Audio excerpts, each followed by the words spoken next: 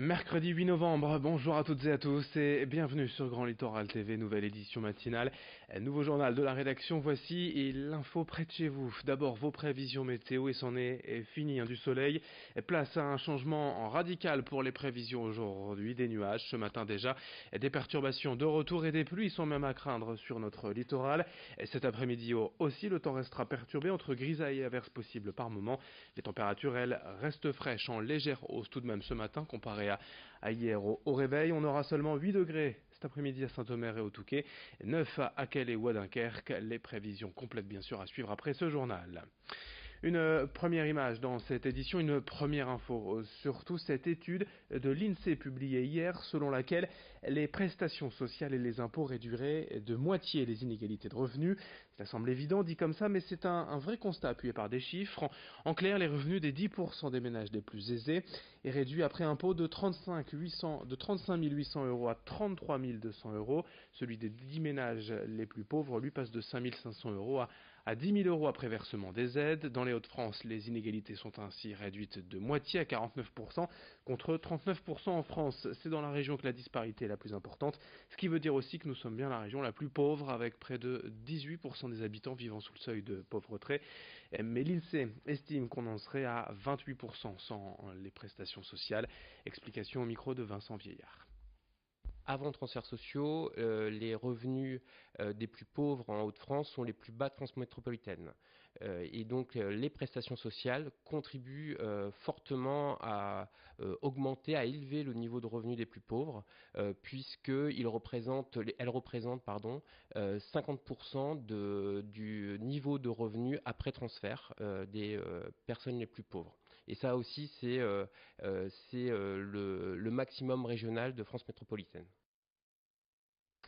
Une autre image dans cette édition pourrait évoquer les cyclistes dans la région et le passage à l'heure d'hiver. Vous l'avez évidemment remarqué, la nuit tombe plus vite le soir en rentrant à la maison. On a vite fait de se faire le trajet dans le noir, d'où cette opération de sensibilisation de l'ADAV, l'association Droit au vélo hier, baptisée Cyclistes Brillés. Le but est d'informer les conducteurs de deux roues, les cyclistes, quant au risque de rouler la nuit sans éclairage, mais aussi pour améliorer leur équipement en leur distribuant des kits de lumière et des brassards réfléchissants.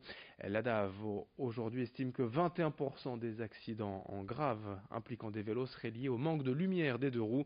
Explication au micro de Xavier Silly. C'est tout aussi important dans les Hauts-de-France que dans les autres régions de France. Alors c'est sûr que forcément ici, quand on passe en période hivernale, c'est peut-être moins éclairé que dans le sud de la France.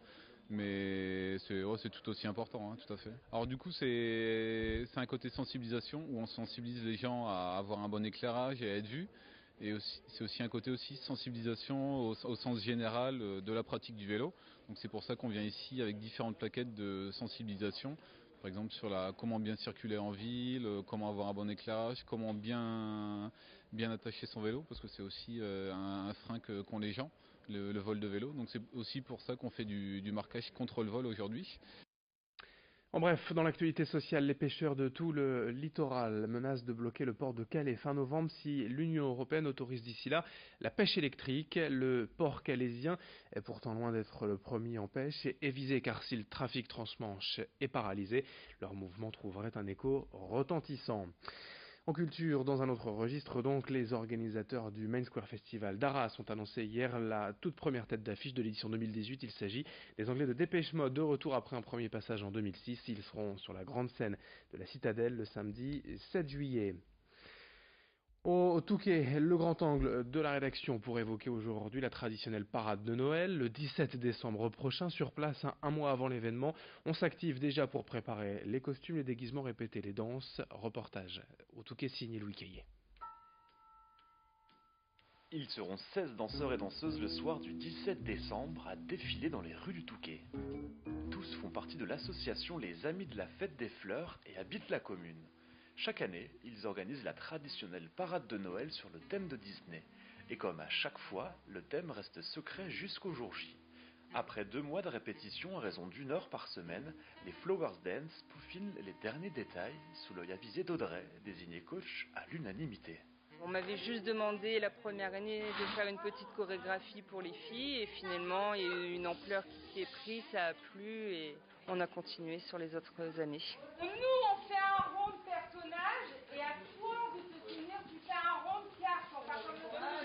moi toujours en grand stress parce que j'en ai toujours l'impression de ne pas arriver et être pile poil pour le jour J. Mais bon, voilà, ça se fait en temps et en heure. Attends, stop. On y retourne, on est alignés. Pas simple en effet de coacher 16 personnes de 5 à 71 ans et toutes amatrices. Le mot d'ordre, c'est la répétition, comme nous l'explique le doyen de l'association, Cagno. Il faut répéter constamment pour que ce soit parfait, quoi. Voilà, comme tous les ans, que ce soit parfait, comme ça le public il est content, hein, et on a beaucoup de compliments après, voilà. Tout le monde dans la rue nous rencontre, c'est bien ci, là, voilà. On est bien des potes, donc on se marre bien, donc il n'y a pas de souci, là. Bon, alors je vous laisse parce qu'on va répéter, là. Le fait de défiler dans les rues, de voir les enfants qui sont émerveillés, qui du coup reconnaissent le Disney, donc pour eux c'est un peu Disneyland Paris, donc, mais en mode Touquet. Faire plaisir et donner envie, voilà ce qui motive les troupes. Allez, du sport aussi pour terminer ce journal. Vendredi a lieu le match opposant le Calaisien Geoffrey Jacob à Maxime Bossir en lice pour le titre de champion d'Europe. Ce sera à la salle Calypso de Calais. Geoffrey Jacob, 21 ans, reste sur 16 victoires en 17 combats. Il est triple champion de France en titre. Mais ce titre européen échappe encore à son palmarès. Alors que dans la famille, Jacob, son père, son oncle et son frère l'ont déjà tous remporté. Vendredi, Geoffrey sera challenger lors du combat, peut-être pour lui enlever un peu de pression. Corentin Escaillé l'a rencontré. J'avais déjà une bonne caisse déjà, mais j'ai encore travaillé dessus parce que bon, c'est 12 rounds et je sais que ça va être un combat acharné, donc ouais, j'ai fait un gros travail physique. Je me sens bien, la préparation elle était bonne, donc il n'y a pas eu de pépins physiques, rien, donc tout s'est passé parfaitement. Maintenant il n'y a plus qu'à faire le travail. C'est un garçon dur au mal, très physique, qui avance tout le temps, donc c'est à moi de pas entrer dans son jeu et de faire ma boxe.